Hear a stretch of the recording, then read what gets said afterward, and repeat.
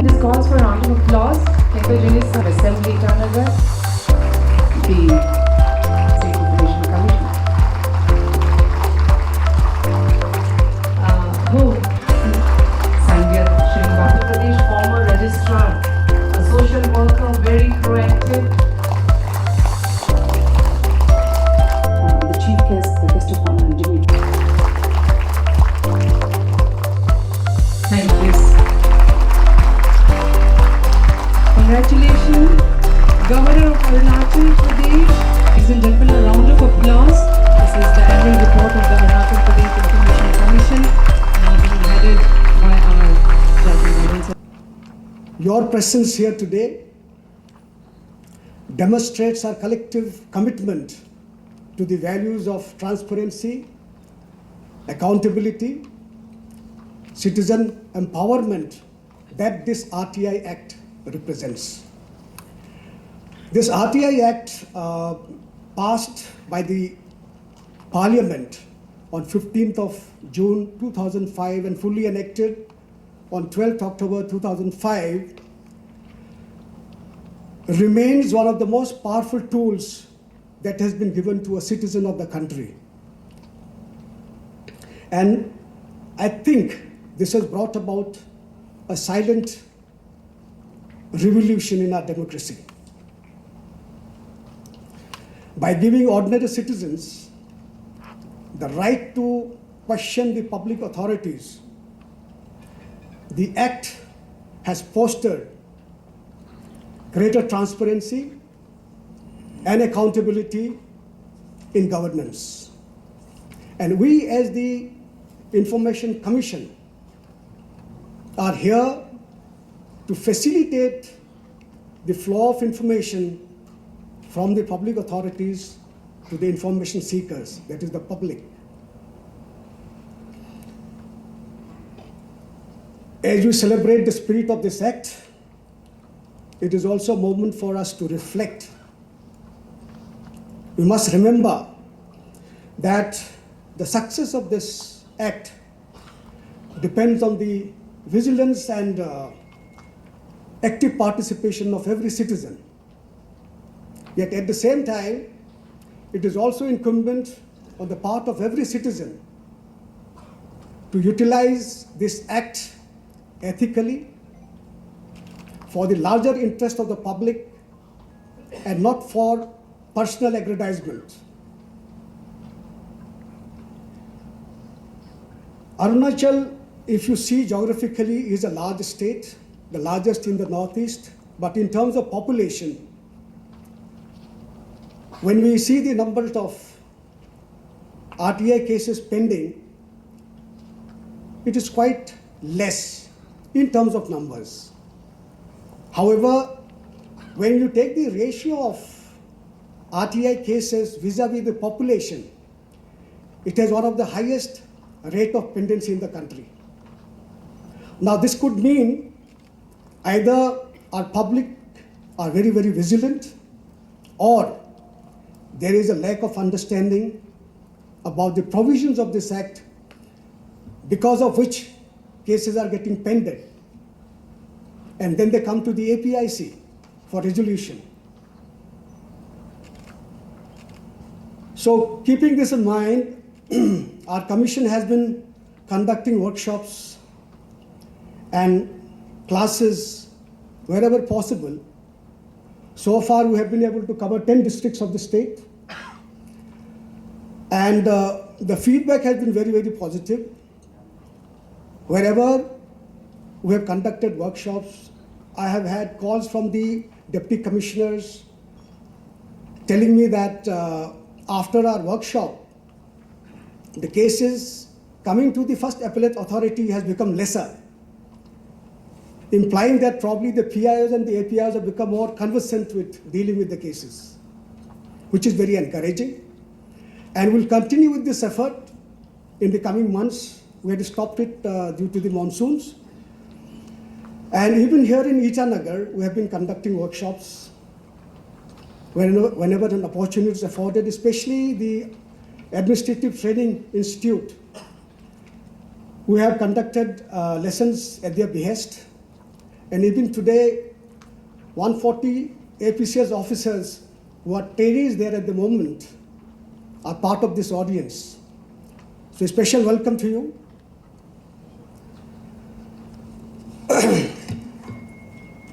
Now, a piece of good news is that there is a second courtroom which is being activated in the Commission. Earlier, because we had only one court, the number of cases we could deal on a day was limited. So with the second courtroom coming into being, we are hopeful that we will be able to dispose of the cases at least at par with the cases that we are receiving, if not more. As such, we are already conducting our hearings through video conferencing also. And many of the PIOs who are posted in the districts would probably agree with me that it has eased the problem of traveling to the capital frequently to attend the hearings. So our next target is to digitize the entire system, with the aim being to have a paperless RTI system, maybe in the next 2 years or so. And during this week itself, we have conducted few events, including workshops, essay writing competition, for which the prize distribution will be done today, some interactive sessions, and even today, we are going to conduct a technical session comprising 3 sessions, for which there are 3 resource persons we have invited. And with such efforts, I'm quite hopeful that our PIOs, APIOs, and the public, and the first appellate authorities will get wiser, will move things faster, so that the Information Commission doesn't have to deal with too many cases in the coming months. I must share with you a state like Meghalaya. When I spoke to the CIC, he was mentioning that he received just about 4 to 5 cases per month. So he was saying that I'm underemployed. And the reason being, their first appellate authorities and the PIOs are very, very effective. So that is the kind of dream that we have, that we also remain underemployed in the future. But on behalf of the APIC, I would certainly like to extend our heartfelt gratitude to the chief guest, the guest of honor, and the special guest for gracing this occasion with their time, with their presence. And we look forward to their insight on the subject, which I'm sure will educate us and will also inspire us to become responsible and conscientious citizens. In the end, let us reaffirm our commitment to the values of transparency and accountability. Let us use this powerful tool not only to gather information, but also to build a better,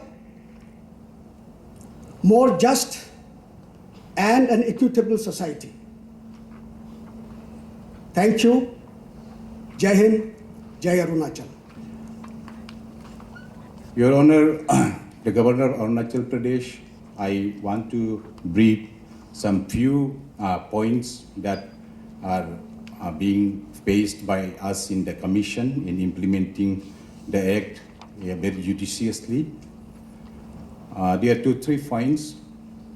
One of the major point is our activists in the state should be well aware of the fact that the RTI Act or whatever Act is not enacted for personal or vested interest. Any law is enacted for the interest of the public, interest of the nation. But here in our state, sad to say that there are so many so-called RTI activists, they file such RTI applications that are not, I should say, bona fide. They don't have even the cause to file such applications. What they do is they file multiple number of RTI applications to the PIO's office. Like, for example, they will file all the informations for all the schemes for 2, 3, 4, 5 years. And it's a fact that the government of Arunachal Pradesh that we get to hear in the court through the PIOs that there are no more funds given to them to manage their office. Under such constraints, when someone applies information for 7 to 10, 20 schemes for 4 or 5 years, it's impossible to provide the information because it needs the resources. And under one scheme, there would be some 100, 200 projects also. This also should be known. Our RTI activists, as this is our RTI week, I just wanted to brief about this also.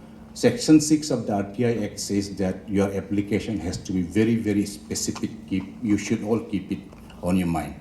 If your application is not specific, it would be not being able for the PIO to provide you the information on time. And the second point I want to place before all is, there is the law maxim that ignorance of law is not excused. Ignorance of fact can be excusable. There are certain PIOs who come to the court and say that हमको ये मालूम नहीं था, ये हम अभी जान रहा है, or else they take the pretext that I was just posted recently 2-3 months before.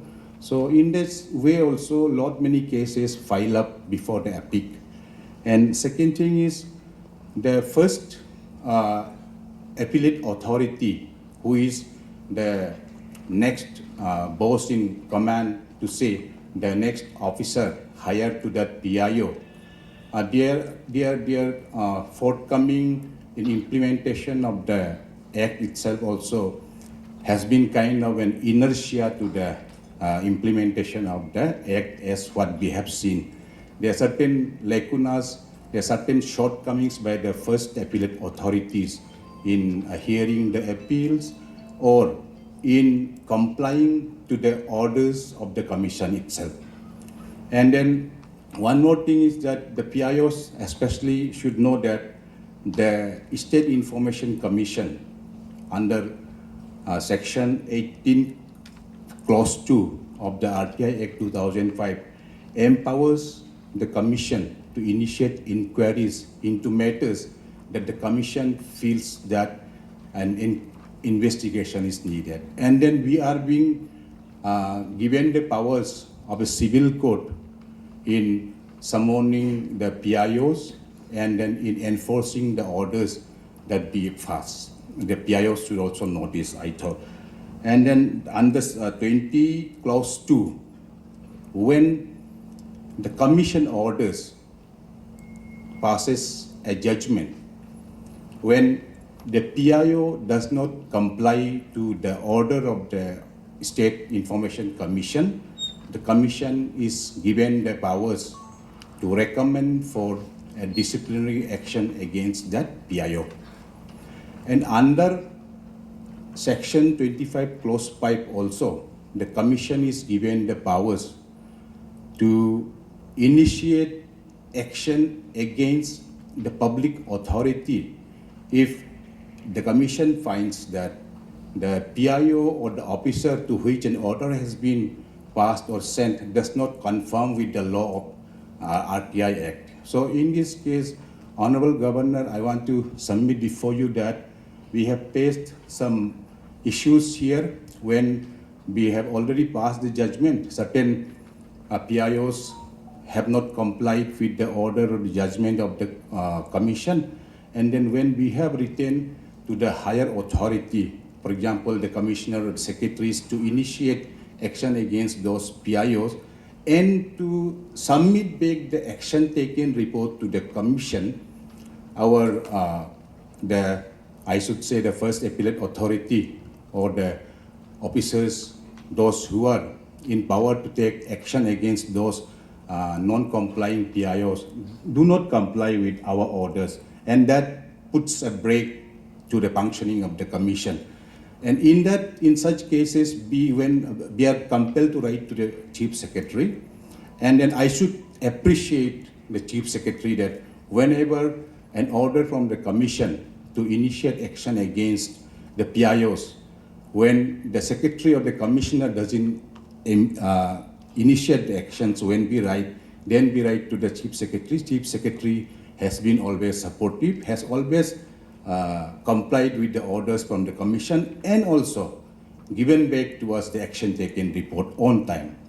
And one more thing is, Your Honor, that there are certain police officials also, when we send non-bailable, bailable warrant of arrest against any PIO, some of the officer in charge of certain police stations, they don't act upon our orders also.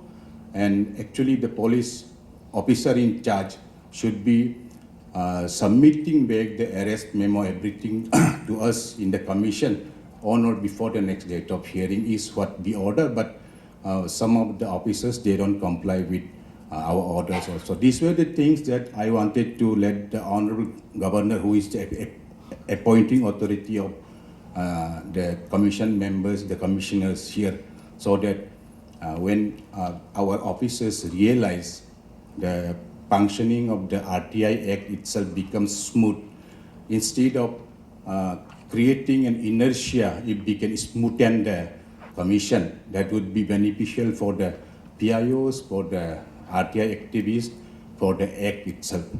And it was really a privilege given to me by the Commission colleagues to be presenting these small issues that we are facing in the Commission before all this and all of your dignitaries. I feel it a privilege, and मेरे अपने संस्कृति में मुझे ये बचपन से सिखाता है कि मैं भगवान का बेटा हूँ या बेटी हूँ, अगला जो भी इंसान है वो भी भगवान का बेटा है, बेटी है, हर एक में भगवान दिखना चाहता है, चाहिए करके हम लोग, मेरा अपना आदि संस्कृति में डोनी पोलो बिलीफ में ये हमको सिखाता है बचपन से. तो आप सब मेरे कुछ वार्ता को बहुत शांत से सुना. I appreciate you all, appreciating you all, and going down to the Almighty inside all of you, I end my speech here. The commissions over the couple of 2 decades, almost 2 decades now, have transited and come over and crossed many bridges. That time, obviously, after the commission was constituted, information flow in the districts was limited. Awareness about the RTI Act also was less. We didn't have most of the social media tools which are in vogue now. Because of that, perhaps after I had left, the first commission went hammer and tongs and imposed lots of penalties of rupees 25,000 on the then PIOs. And perhaps in the ranking of the various state commissions, the first commission was amongst the first in terms of implementation of the RTI Act. Those times have long gone. It's no longer required because of the awareness, because of what the various departments have done. In the initial couple of years and the succeeding commissions, most of the issues pertaining to RTI application, if I'm not mistaken, used to be fund allotments, then appointments, especially DPC matters and the contractual appointments in various departments, because perhaps there was some lack of transparency there and other allegations used to be in vogue. Now, after all the recruitment process has been comparatively streamlined through the APSSB, etc., basis whatever I have seen as a first appellate authority and others, the mandate or the RTI applications which come seem to be more of some DPC related, some related to the various land acquisition and land compensation surveys, etc. Then most pertain to the DPRs or the award of tenders in works departments, and some to wherever contractual appointments in a few departments still where contractual posts are there, they are in vogue. Given that the various chief information commissioners, state chief information commissioners and various commissioners and during the time have taken effort, the awareness and implementation is improved. In fact, the first state chief information commissioner, who was ex-member of parliament, had to approach the Honorable Guwahati High Court for his pensions during the tenure of the second or third commission, because the state government did not have any norms for pensions for such bodies. After that, I think the AR department framed about 10 years back pensions, etc., norms for all the retired ex-commissioners of the Information Commission and similar bodies. Having transited that, and in fact coming to the planning department with websites hosted by various departments, most of the work allocation and allotment of funds, they are transparently uploaded in the planning department website, as well as in the time of social media. Whenever any allocation of any department or any funds flow from planning department, given that most of us in the country and in the state seems to work on WhatsApp, everything seems to fly across WhatsApp in the span of half an hour or so. So the basic information related to that, as I've covered, appointments, etc., those perhaps may not need any intervention in terms of RTI. Still, as I said, transfer posting matters and most related to tenders, which I've seen in PWD. Home, for example, I've hardly seen any first appellate matters pertaining to Home Department in the Secretariat, which is in the case with PWD, because some things are addressed in PWD in case of first appeal, etc., of Secretariat matters. Two observations and answering to what Honorable Information Commissioner Sri Vijay Taram had mentioned. A priori, there's some issue related to, as was pointed out, by the first appellate authorities not doing their job, which is true.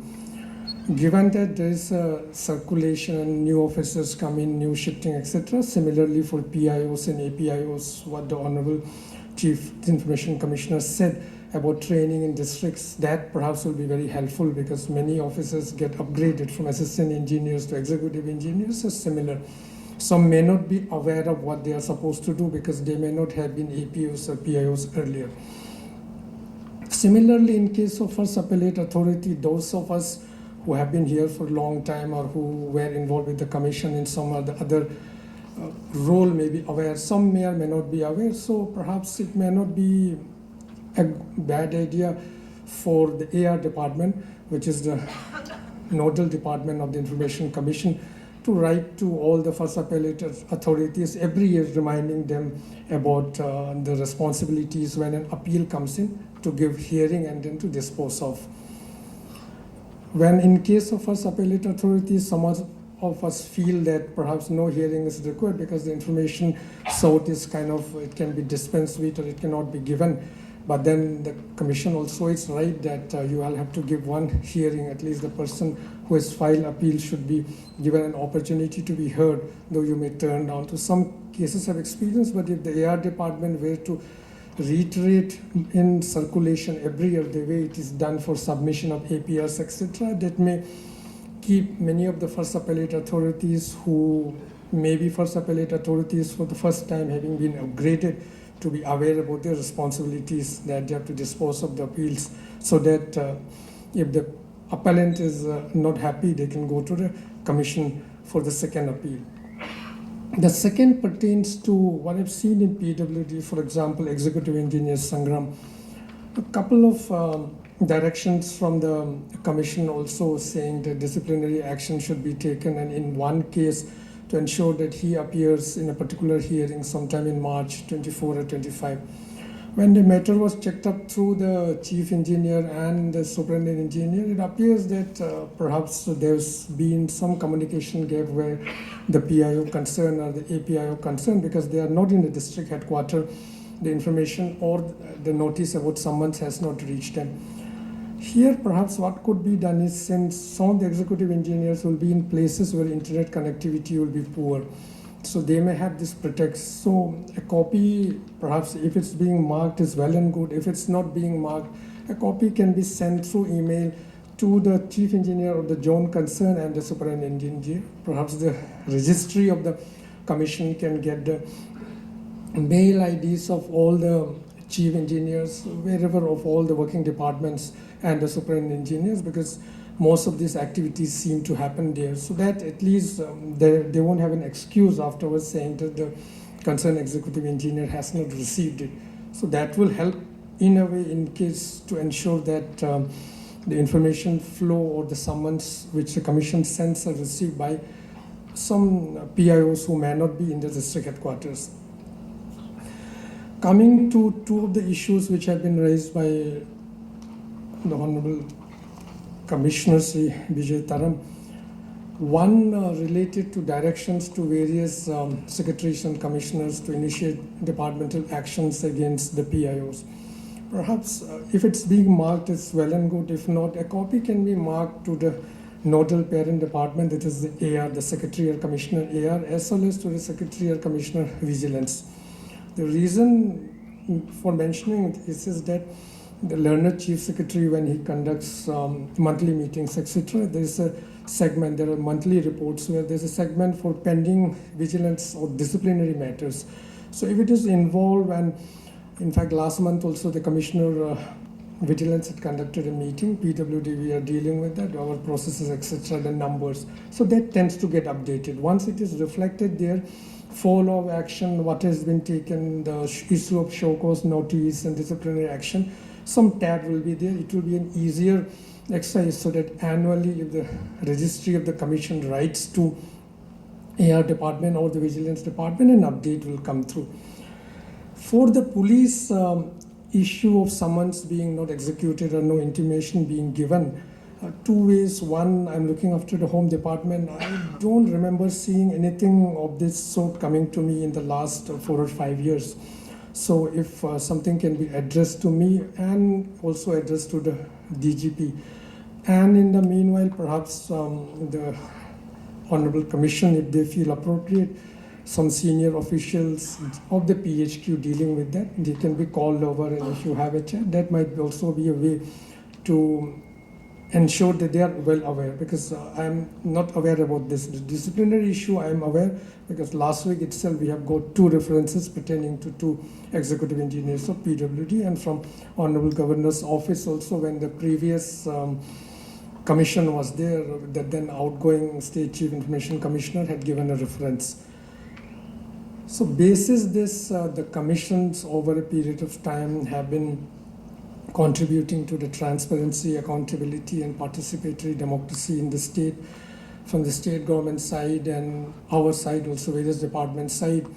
Times have changed. Obviously, as I said, almost everything is open except perhaps some issues or some things where either the PO is unclear or, as Vijay Taram Saab said, the information might be pertaining to being asked in bulk for many years, where issues of availability, etc. may be there.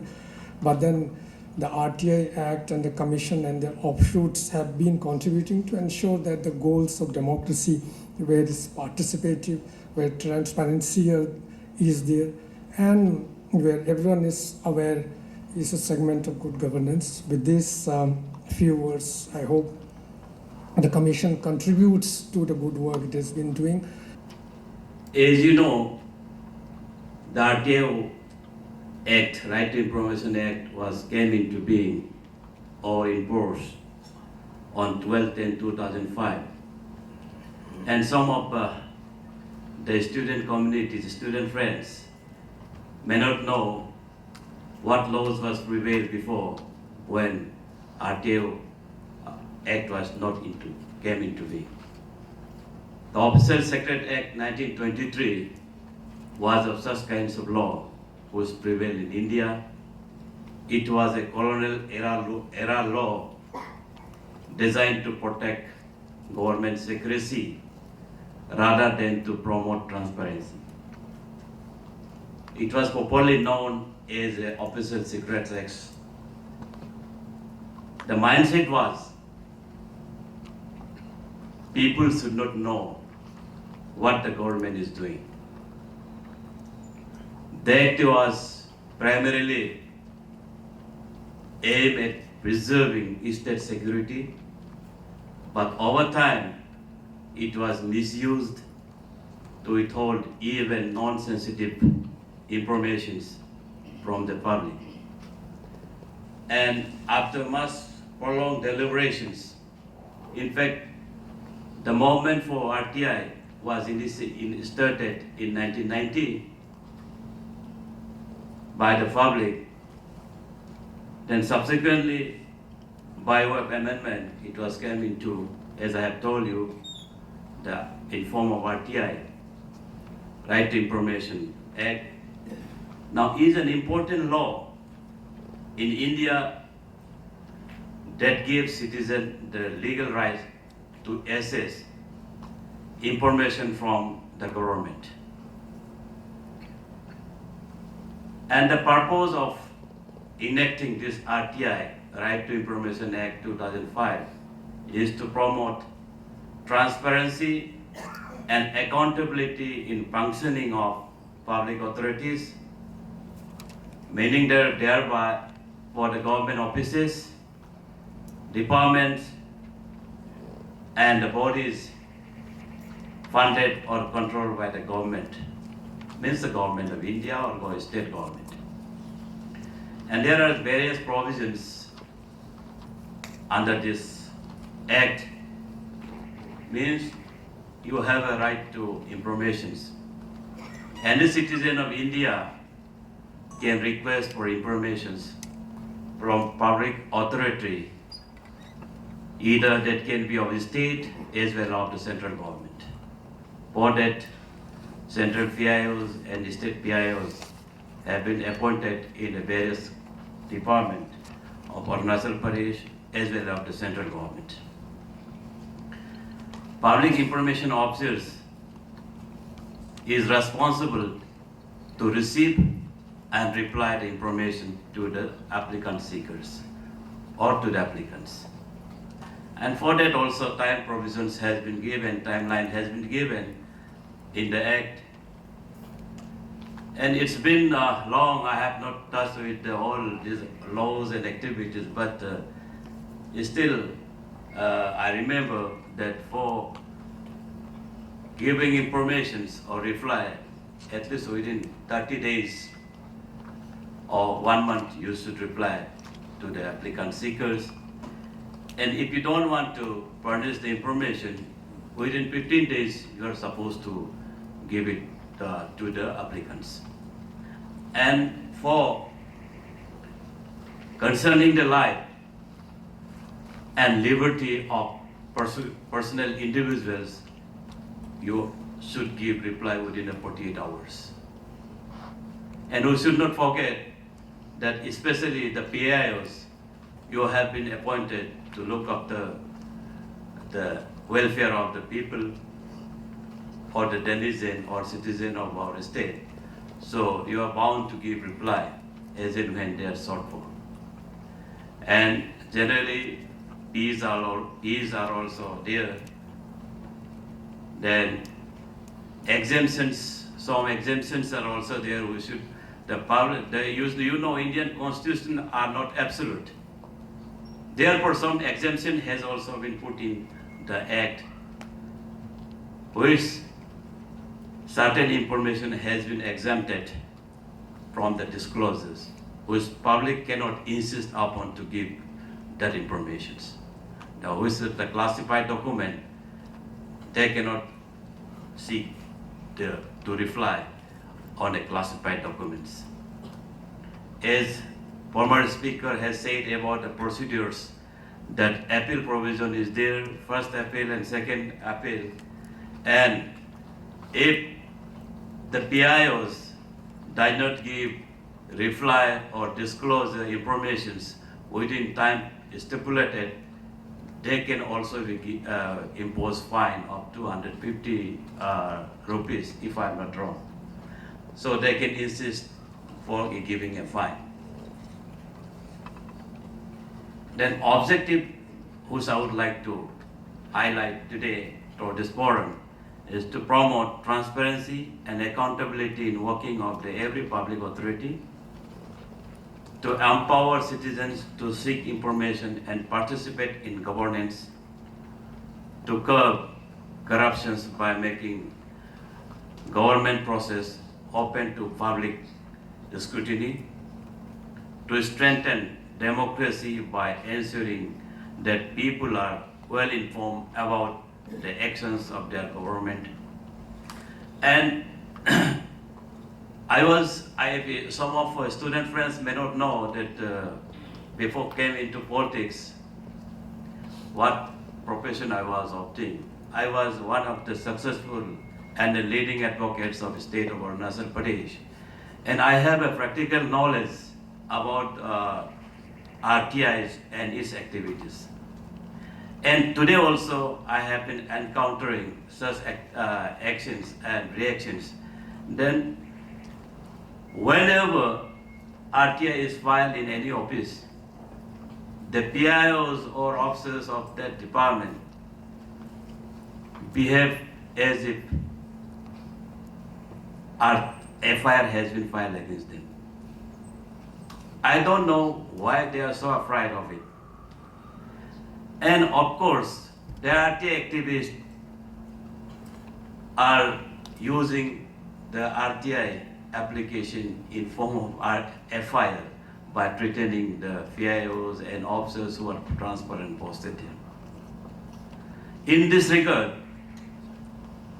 I would like to tell the people of Arunachal Pradesh, especially to the officers, if you do a sincere work, execute the work as per specifications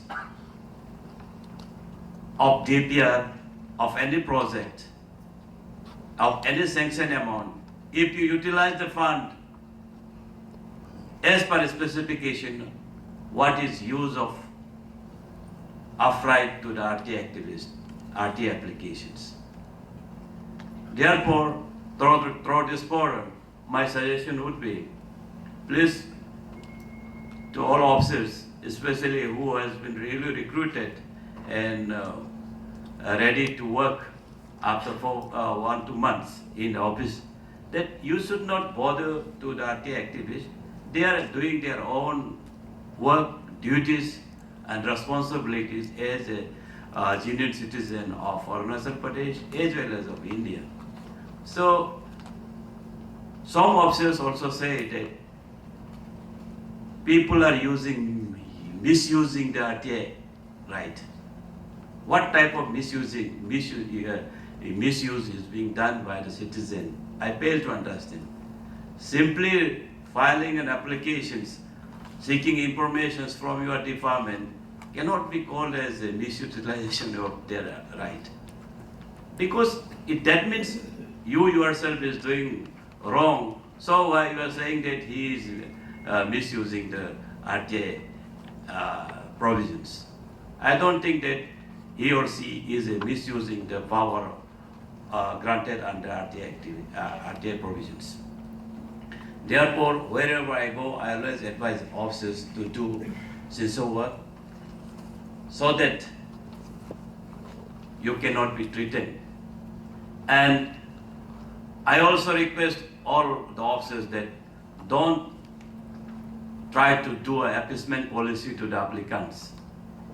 If you do an appeasement policy, giving some offer and so on to ease down it and not to do an RTI, again, it will increase the application burden.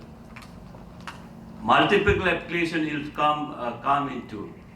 The moment they hear that these officers are doing appeasement policy, multiple years RTI application will again come to your department, mind it. So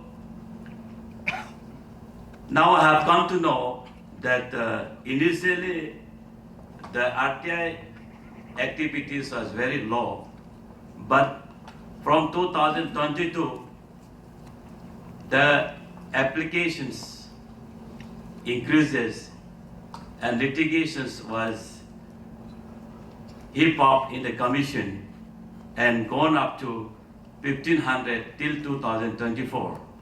But now I have come to know that from 2024 the application has gone down and very less number of cases are pending in the commission CIC. That means now people are satisfied with the performance of a government. That is a good sign for the government. under the leadership of Pema Khandu, our most visionary Chief Minister of Arunachal Pradesh. And regarding Act, I would like to say that Act is not just about obtaining records. It is about building a relationship of trust between citizen and government. Therefore, I request all the RTI commissioners, Chief Information Commissioners, so whenever the cases come up to you, try to dispose of it diligently, with care. And on this issue, since this issue is burning in entire district of Arunachal Pradesh, the people of different corner, even sitting in the state and capital, they are seeking application in different corner of the state, means different district. On this issue, this commission has already passed an order. Therefore, I would like to tell the people who has come today that RTI is, of course, on public interest. But we should remember one thing, that RTI is enabled to the people of India only, not the foreigners. Likewise, on this line, a judgment has been passed. People sitting in Itanagar cannot seek application at West Bank District RO. Meaning thereby, you have no connection with the developmental activities of RO while sitting in Itanagar. If there really needs information, the people and denizens residing in the West Bank District RO will only can apply application regarding developmental activities of the state. Therefore, I also endorse with this judgment, as especially passed by, I think, my friend Vijay Taran, which I have came across last time. I think this judgment and order is still in force in the state of Arunachal Pradesh, unless this appeal is set aside and quashed by the higher authorities, by the higher courts like High Court. This should prevail over entire Arunachal Pradesh, and it should be law of the state now. And with that few words, once again, I thanks the organizer for inviting me to grace the occasion as a guest of honor today. Again, I wish all the best for RTI Week. With that few words, As everybody has said earlier also, maybe some of the things that I have to say may be repetitions, but I'll try and make a weave in two aspects. One, how should the citizens use the RTI? By and large, we know that it is a very powerful tool. It is an authority given to the people of the state to question the governance. At the same time, how the authorities should deal with it so that this becomes a meaningful exercise in the long run. So let me extend my warm greetings to everyone who are here today, and especially the enthusiastic participation from citizens, officials, students and members of civil society while celebrating the Right to Information Week. This celebration is not just about commemoration of a law, but celebration of empowerment of the people who are taking ownership of governance. I commend the State Information Commission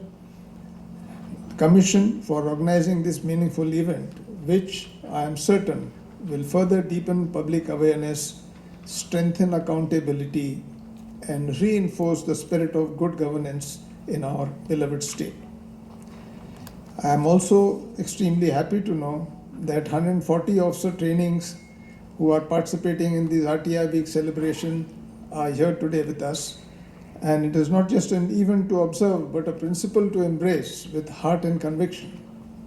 As future leaders of public service, your understanding and commitment to this cause will shape a more accountable and responsive administration.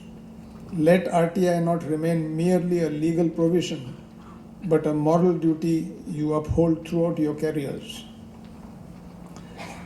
Today's gathering reflects our collective belief that transparency is not a luxury, it is a necessity for democracy. The more informed our citizens are, the stronger and more responsive our government becomes. I think a lot has been said upon the importance of RTI. I'd like to stress on a few issues. It's a transformative legislation, RTI Act of 2005. It represents a quiet revolution, a law that put the power of knowledge directly in the hands of people. With the enactment of this law, every citizen becomes a stakeholder in governance, empowered to ask questions, seek clarity, and demand accountability from public authorities. The bottom line, ladies and gentlemen, is, as you all know, knowledge is power. In today's parlance, knowledge is being used by the whole world in a very different way. Your adversaries are seeking intelligence and information about you. Our agencies are seeking information about the adversaries. Our agencies are seeking information about the wrongdoers also. Now, information is something which is a powerful tool. It is a tool for governance. It's a tool for management. It's also a tool for accountability. And the responsibility that comes with this power is something that is more to be understood. And I'll try and focus my talk on some of the responsibilities that we as the people of the state, of our country, must be aware of when we raise these RTIs with the Commission.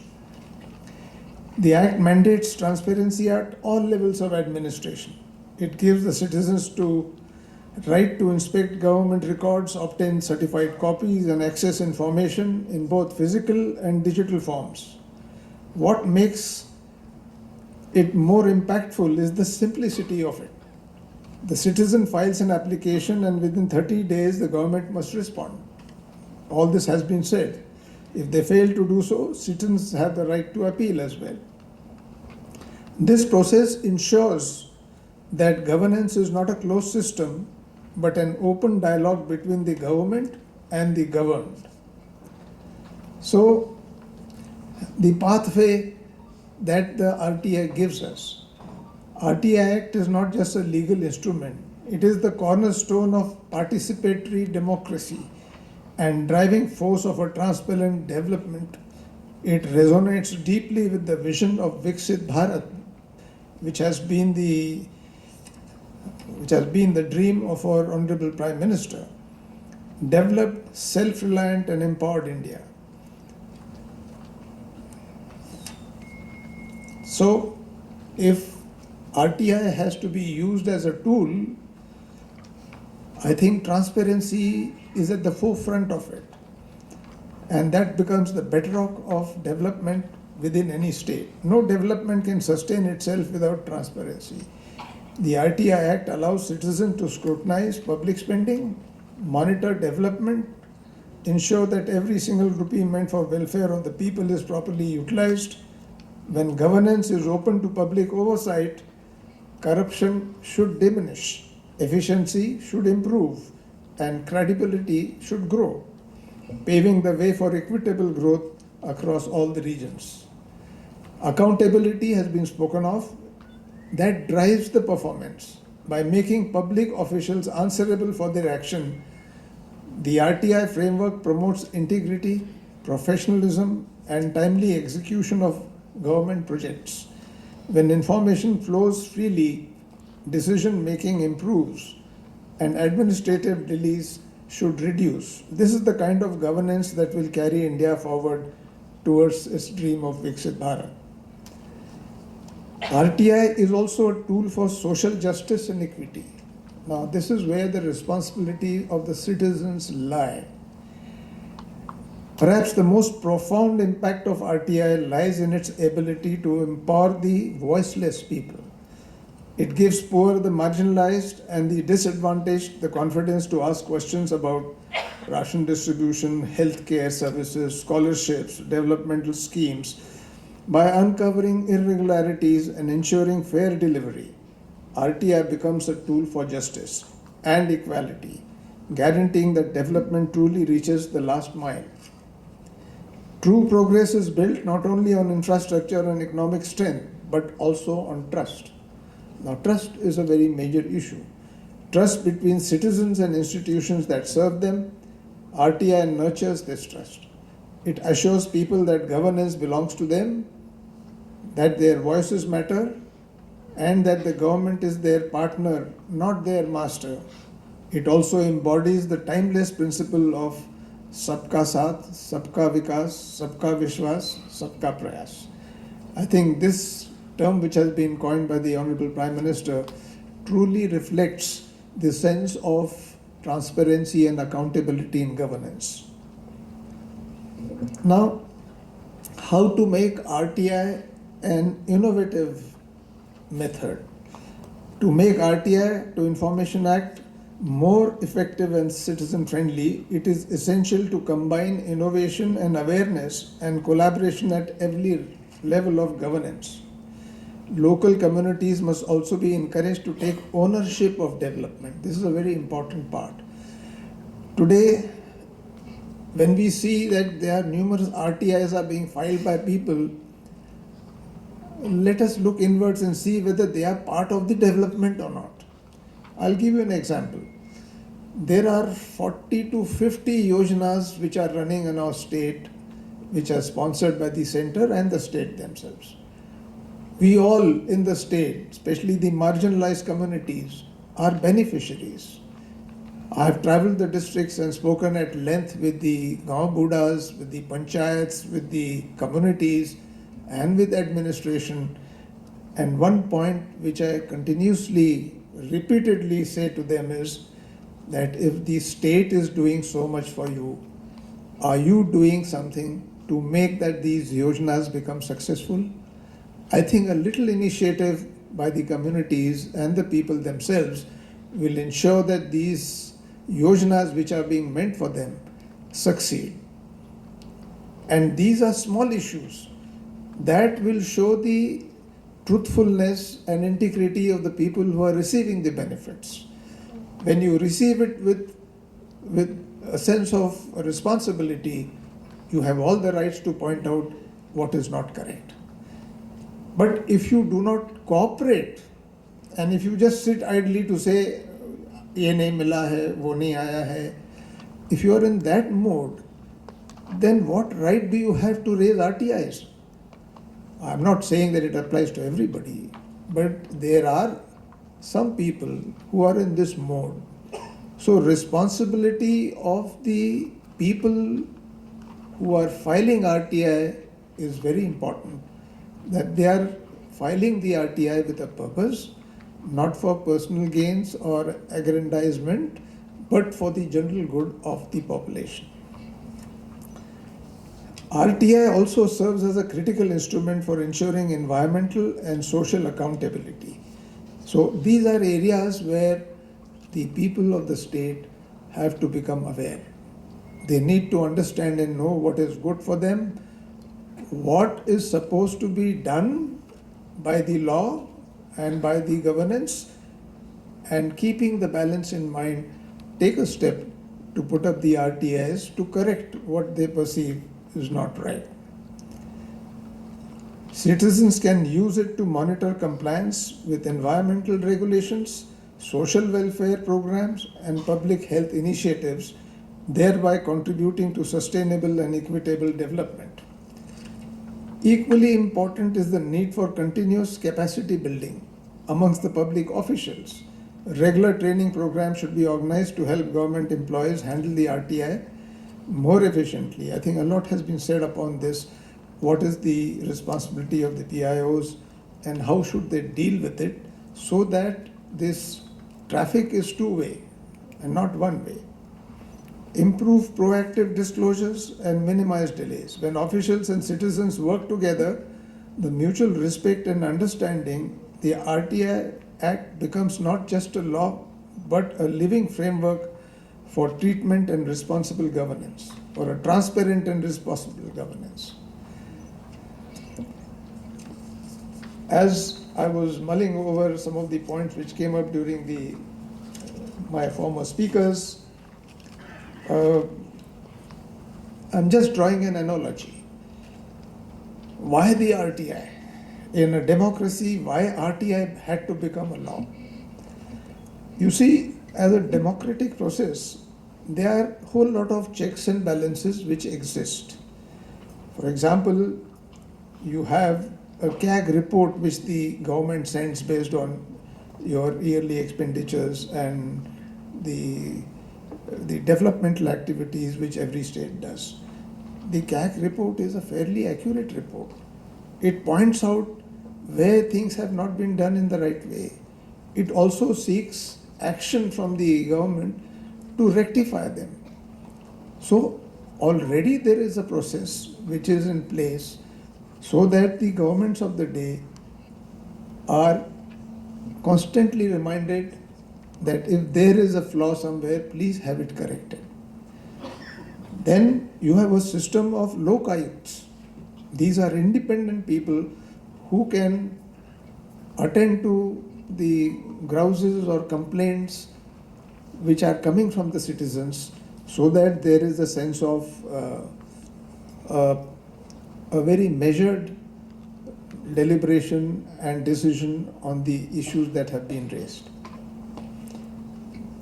Now, in some countries, there are these inquisition committees also. Now, these inquisition committees actually directly deal with authorities. They question them on how they have performed, what they have done, how they have utilized the funds, what all development they have made. And it is a way of telling them that you could have done better.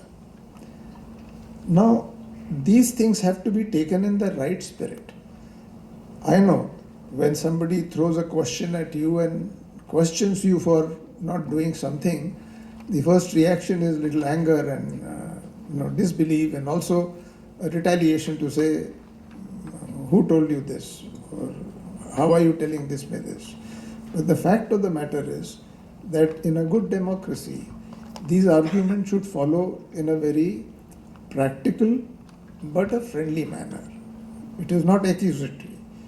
But if mistakes are being done, they need to be corrected. And it is not everywhere that this happens. So it requires responsible citizens making responsible noises.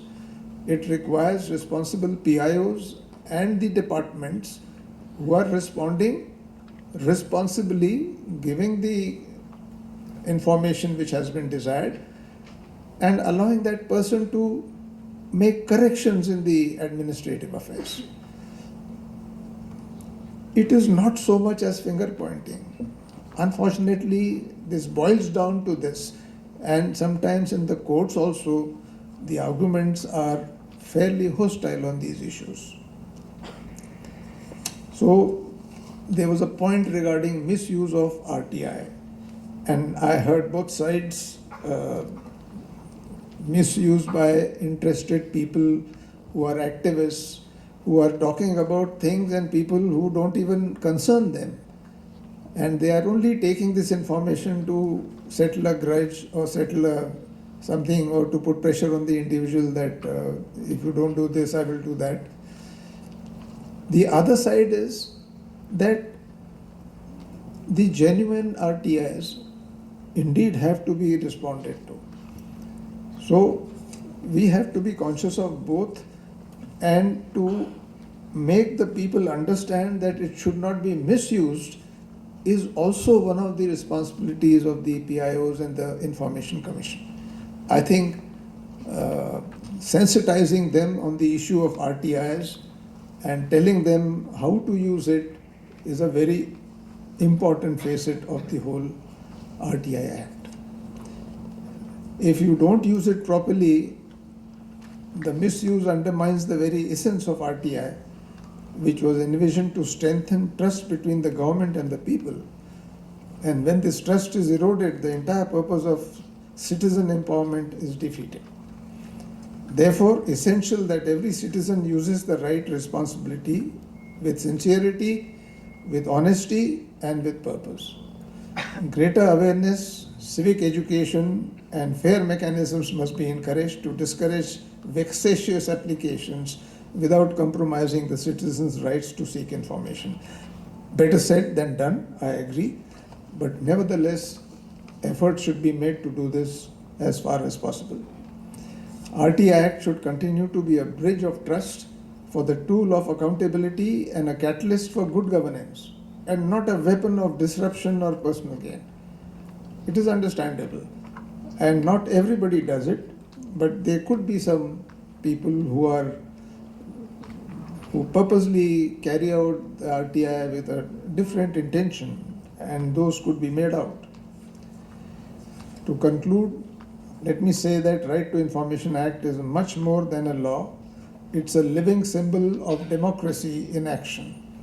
It bridges the gap between citizens and states, between aspirations and achievements.